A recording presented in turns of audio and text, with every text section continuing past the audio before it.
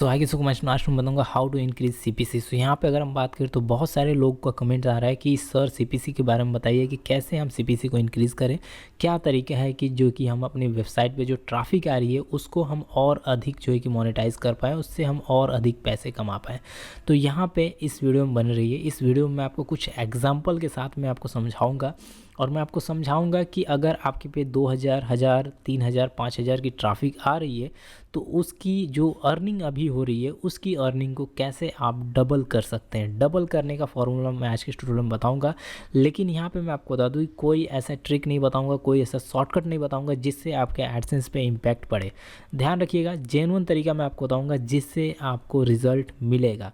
तो यहाँ पे सबसे इम्पॉर्टेंट होता है कि मतलब अगर आप जो ही ब्लॉग या वेबसाइट में आप देखे होंगे कि सभी लोग अपना एक नीच डिसाइड करते हैं, सभी लोग अपना एक पर्टिकुलर टॉपिक डिसाइड करते हैं कि मुझे इसी नीच पे काम करना है, इसी टॉपिक पे काम करना है। ऐसे में होता क्या है, ज़्यादातर लोग जो है कि अपनी ब्लॉग या वेबसाइट पे ट्रैफिक लाने के लिहाज से कुछ ऐसे टॉपिक को सेलेक्ट करते हैं, कुछ ऐसे नीच पे काम करते हैं जिनमें ऑडियंस बहुत ज़्यादा हो। अब ऑडियंस किन में ज़्यादा होगी, ऑब्वियसली आप सभी को पता है कि ऑडियंस ज़्यादातर जो है कि मूवी डाउनलोडिंग में होंगी, या फिर अगर हम बात करें ज़्यादातर ऑडियंस होंगी जो कि मूवी रिव्यू से रिलेटेड, या फिर अगर हम बात करें हॉलीवुड, बॉलीवुड या फिर साउथ इंडियन, जितने भी अगर हम बात करें इस टाइप के कंटेंट होते हैं, जितने भी इस टाइप के जो कि टॉपिक्स होते हैं, नीच होते हैं, उनमें बहुत ज़्यादा जो है कि ऑडियंस होती है। या फिर न्यूज़ की बात कर लें, हेल्थ की बात कर लें, इन सब में बहुत ज़्यादा ऑडियंस है। अब ऐसा हो क्या रहा है कि मतलब ज़्यादातर लोग जो है कि इन्हीं में से किसी एक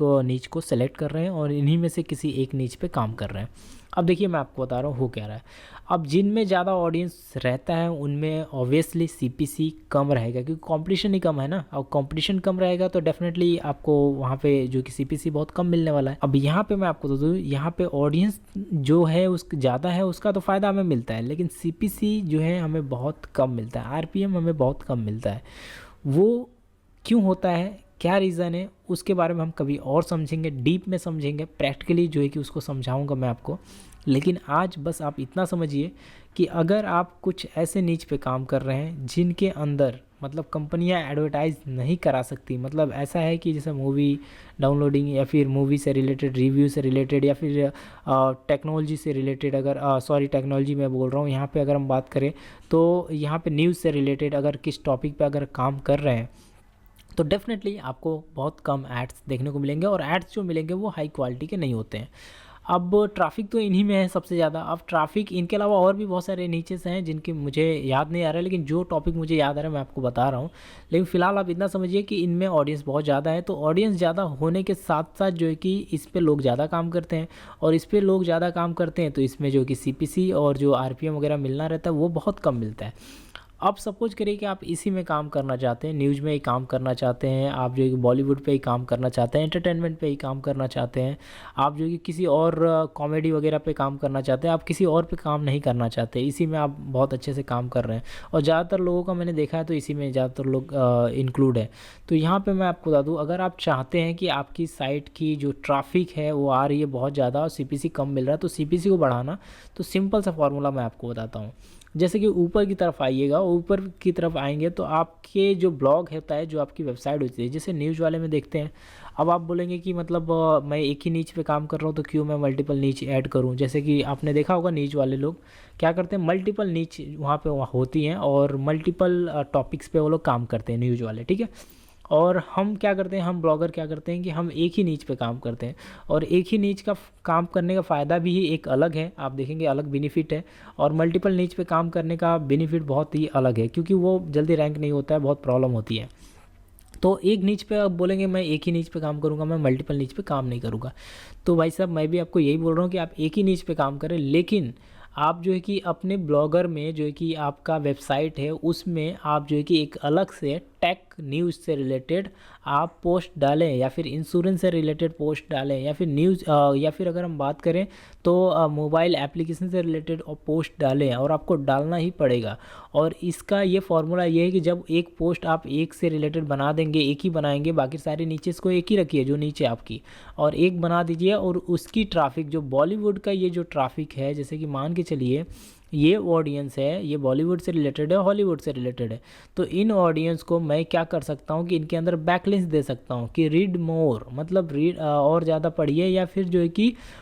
यू कैन ऑल्सो रीड। मतलब ये होगा कि ये जो जो मैं टैग में लिख रहा हूँ खुद से, जो आर्टिकल इंश्योरेंस पे लिख रहा हूँ, जो कि सीपीसी इनका बहुत हाई होता है, डिजिटल मार्केटिंग पे लिख रहा हूँ, इनका सीपीसी बहुत हाई होता है, आप सीपीसी चेक करिएगा इनका। तो इन सब पे जो टॉपिक पे मैं लिख रहा हूँ, एप्लीकेशन पे लिख रहा हूँ, उन सारे आर्टिकल का जो लिंक है, जो कि जो यूआरएल है, वो इसमें ऑल्सो रीड में लगा दूंगा यहाँ पे, जो यहाँ पे बॉलीवुड पे जिस पे ज़्यादा ट्रैफिक मुझे आ रही है, अब वहाँ पे लगा दूंगा। तो वहाँ से जब ऑडियंस उस पे जाएगी तो एक अच्छा मुझे यहाँ पे अगर हम बात करें सीपीसी देखने को मिलता है। तो ये फार्मूला बहुत सारे लोग अपना रहे हैं, बहुत सारे लोग इस फार्मूले पे काम कर रहे हैं, और आपको भी काम करना पड़ेगा। अदरवाइज़ अगर हम बात करें इससे आपको रिस्पॉन्स नहीं आता है, तो आप एक तरीका और फॉलो कर सकते हैं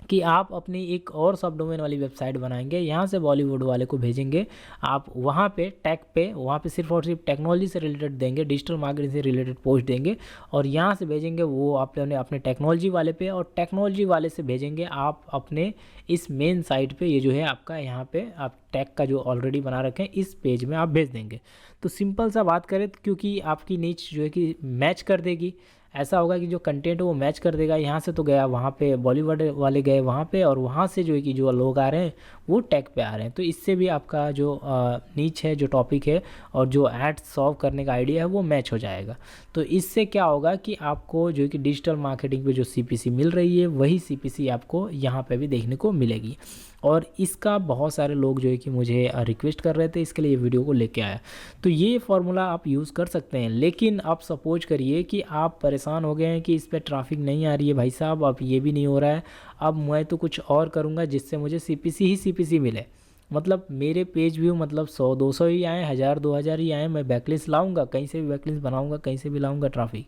लेकिन मुझे भाई सीपीसी बहुत अच्छा चाहिए। अब ऐसे सिचुएशन में आपको क्या करना होगा, आपको एक ऐसा डोमेन बाय करना पड़ेगा जो इंश्योरेंस या फिर डिजिटल मार्केटिंग से रिलेटेड हो, या फिर एप्लीकेशन, या फिर जो कि अगर हम बात करें टेक्नोलॉजी से रिलेटेड हो। लेकिन जो सबसे हाईएस्ट सीपीसी प्रोवाइड करती है वो इंश्योरेंस वगैरह वाली जो डोमेन होती हैं, और जो आर्टिकल होती है उसके अंदर, डोमेन की बात नहीं कर रहा हूँ मैं, आर्टिकल की बात कर रहा हूँ, जो उनके अंदर आप इंश्योरेंस से रिलेटेड आर्टिकल लिखते हैं वही सबसे ज़्यादा आपको सीपीसी प्रोवाइड करती हैं। तो एक अलग से आपको सीपीसी इंश्योरेंस से रिलेटेड जो भी एलआईसी है, या फिर अगर हम बात करें मल्टीपल कंपनियां हैं उनके बारे में अगर आप लिखते हैं वहाँ पे, और उनको उनकी बैकलिंक्स कहीं से लेके आते हैं, बैकलिंक्स बनाते हैं,